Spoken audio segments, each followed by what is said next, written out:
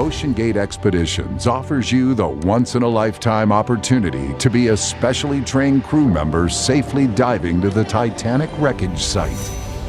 Get ready for what Jules Verne could only imagine, a 12,500-foot journey to the bottom of the sea. It's the Oceangate Titanic experience. There's no other trip like this.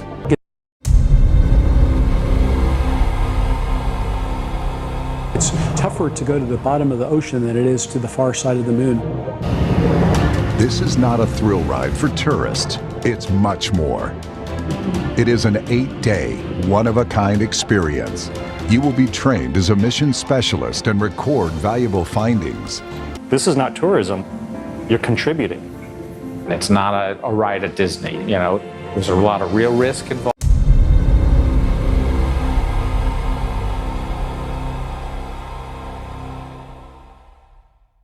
And there's a lot of challenges. We partnered with aerospace experts at the University of Washington, NASA, and Boeing on the design of our hull.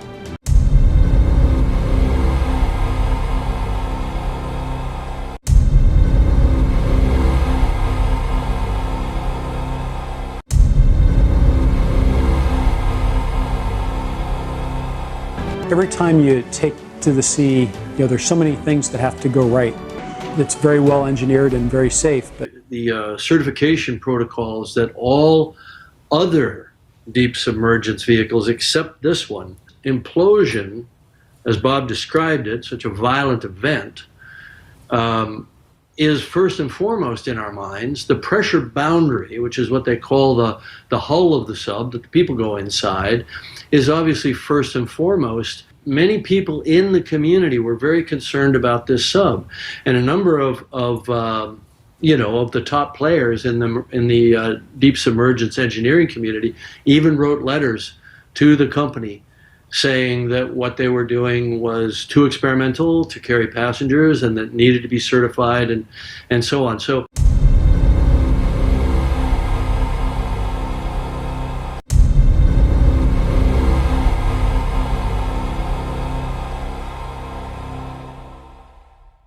This sub had no backup. It didn't have a lot of backup systems from what I understand, and it was predicated on what I think of as a fundamentally flawed design principle, which is a carbon fiber hull.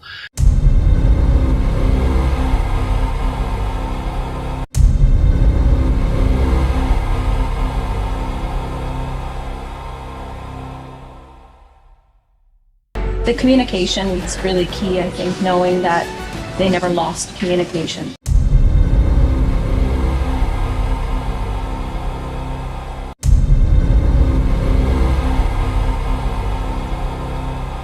All mission specialists get to dive down to the Titanic, but the full experience entails much more.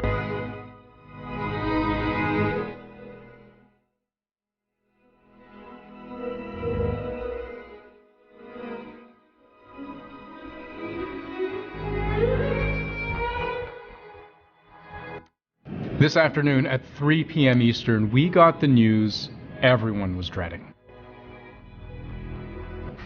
In consultation with experts from within the Unified Command, the debris is consistent with the catastrophic loss of the pressure chamber. It is now believed the Titan was destroyed. Here's how it happened.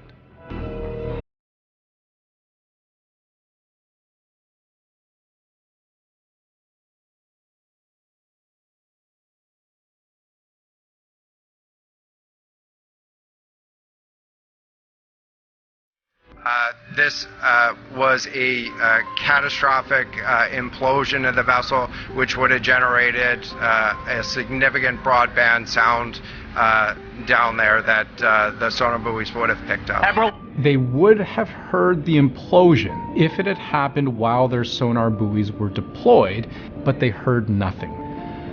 I mention this because it tells us something about what the crew's final moments might have been like. You see, the great fear here was that death would have been slow and unbearable. Imagine, you're trapped all alone in a 22-foot hunk of carbon fiber. It's cold because sunlight can't penetrate the water. There's limited food, limited water to drink, only a single porthole that you can't even look through without powering the ship's lights because it's pitch black on the other side, and you're running out of oxygen. Perhaps a silver lining in all of this is that in the case of a violent implosion, death would have been instantaneous. On behalf of the United States Coast Guard and the entire Unified Command, I offer my deepest condolences to the families. I can only imagine what this has been like for them, and I hope that this discovery provides some solace during this difficult time. On board the Titan, Hamish Harding, a British billionaire explorer, Paul-Henri Nargeolet, a renowned French diver, Shahzada Dawood and his son Suleiman, two members of one of Pakistan's wealthiest families, and Stockton Rush, the CEO of Oceangate Expeditions, the company behind this doomed voyage, finding its final resting place not far from where the Titanic itself sank more than 100 years ago.